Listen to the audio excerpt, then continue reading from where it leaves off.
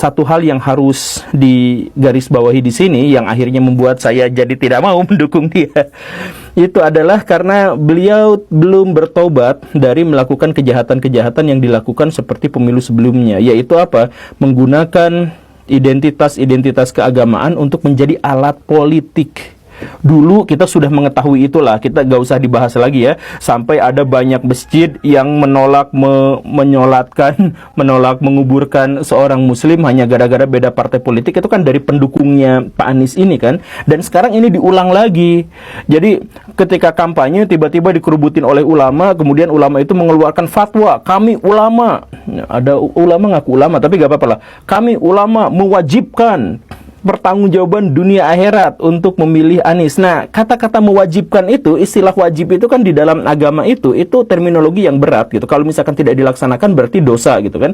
Nah, karena itu berarti harus ada dalilnya. Nah, ini dalil memilih Anies itu di mana? Apakah karena sebelumnya sudah difatwakan juga bahwa Pak Anies itu adalah Imam Mahdi gitu? Kan nggak bisa. Nah, tapi Pak Anies itu memang menggunakan terminologi-terminologi agama, istilah-istilah agama untuk menguatkan elektabilitasnya. Jadi ada fatwa lah.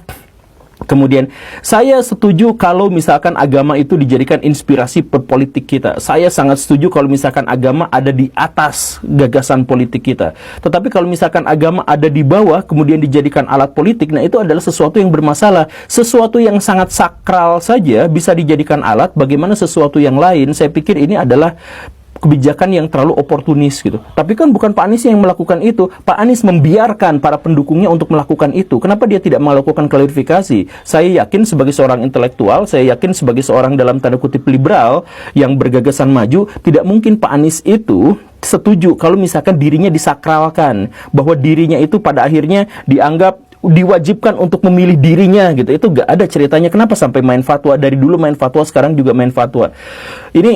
Ini ironi, status beliau sebagai seorang akademisi kemudian akhirnya juga tercoreng gara-gara kelakuan-kelakuan politik yang agak kurang gitu, yang kacau seperti ini gitu. Dan akhirnya apa? Ini mengancam Baraya, ini levelnya sudah mengancam. Karena apa? Karena kelompok-kelompok paling intoleran di Indonesia, kelompok-kelompok kacamata kuda yang melihat hanya dalam satu perspektif dan satu paradigma saja, kebanyakan ngumpulnya di situ. Jadi kalau misalkan Pak Anies yang terpilih, ya jadi jangan-jangan ya Pak Aniesnya nggak seperti itu. Tapi makanya saya pertanyakan, kalau Pak Anies nggak seperti itu, kenapa membiarkan para pendukungnya menjadi seperti itu? Kan gawat gitu. Dan ditambah lagi ada masalah lain, yaitu apa? Sama seperti Pak Ganjar, Pak Anies itu adalah petugas partai. Jadi beliau dipilih karena beliau bukan orang partai ya, beliau bukan ketua partai, dia tinggal punya partai dan sebagainya, maka dia menggantungkan kepada Pak Surya Paloh. Dan Pak Surya Paloh pada akhirnya juga bukan hanya jadi manajernya, bukan hanya jadi orang yang mengangkatnya, tapi banyak sekali memasukkan, termasuk juga kan salah satu yang paling kontroversial dari Pak Anies itu adalah dia wakilnya itu adalah Caimin.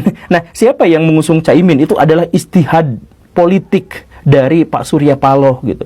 Jadi bukan dari Pak Aniesnya gitu. Jadi kalau misalkan sudah seperti ini, sama seperti Pak Ganjar, jadi nanti kalau misalkan sudah jadi presiden, jangan-jangan otoritasnya dipegang sama Pak Surya Paloh gitu. Jangan-jangan seperti itu ya. Ya kita nggak tahu. Cuman belakangan kita mengetahui bahwa orang-orang yang jadi petugas partai itu biasanya banyak intervensi dari orang-orang yang tidak kita kenal atau tidak kita kehendaki gitu. Halo teman-teman, berjumpa bersama saya di Darabi Official. Kali ini Guru Gembul memberikan pernyataan tajam ya kepada Anies Baswedan, teman-teman, ya, mengkritik Anies Baswedan. Kenapa Guru Gembul tidak mendukung Anies di Pilpres 2024 kemarin? Kata Guru Gembul, itu ada alasannya bagaimana pada saat 2017 yang lalu ya Anies Baswedan calon gubernur Jakarta ya pada saat itu membawa isu agama. Maka sebab itu, kata Guru Gembul, ia tidak ingin mendukung Anies Baswedan ya, karena sudah membawa isu SARA pada saat itu, teman-teman. Dan ya itu hak Guru Gembul, teman-teman ya. Kalau kita melihat bagaimana Anies Baswedan saat ini ya menjadi fenomenal ya, walaupun kalah di Pilpres kemarin, suaranya itu jauh lebih tinggi daripada suara Ganjar dan PDI Perjuangan. Ya sekitar 24% lebih lah ya. Dan kalau kita melihat ya memang perjalanan Anies di Pilpres kemarin ya sedikit kandas teman-teman, mimpinya untuk menjadi seorang presiden ya, karena memang kalah ya. Kemudian Anies masuk bursa di Pilkada Jakarta kemarin ya. Padahal elektabilitasnya itu sampai 30% lebih ya. Artinya bahwa Anies Baswedan itu mempunyai potensi yang menang kemarin sebenarnya ya. Kalau ia maju sebagai calon gubernur Jakarta. Namun alhasil apa yang terjadi? Anies Baswedan tidak didukung oleh partai-partai pendukungnya. Ya, partai-partainya kemudian menarik dukungan dari mendukungnya menjadi tidak mendukungnya lagi, yaitu Nasdem, PKS hingga PKB teman-teman. Dan mereka bergabung ke Kim Plus ya. Jadi perjalanan Anies memang benar-benar sulit ya dalam 2 kali pemilu ini teman-teman ya, pemilihan umum ini.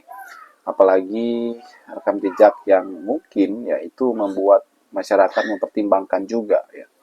Dan akhir-akhir ini Anies ya sibuk dengan membuat ormasnya, gerakan rakyat yang kemudian digadang-gadang menjadi partai politiknya teman-teman. Dan apa yang ia mimpikan ya, mungkin karena ia gagal maju sebagai calon gubernur kemarin, sehingga ia tidak mau tergantung dengan partai-partai yang lain lagi yang sudah ada. Ia membuat partai sendiri, langkah politiknya ya, sehingga itu yang akan dipakainya terus menerus nanti.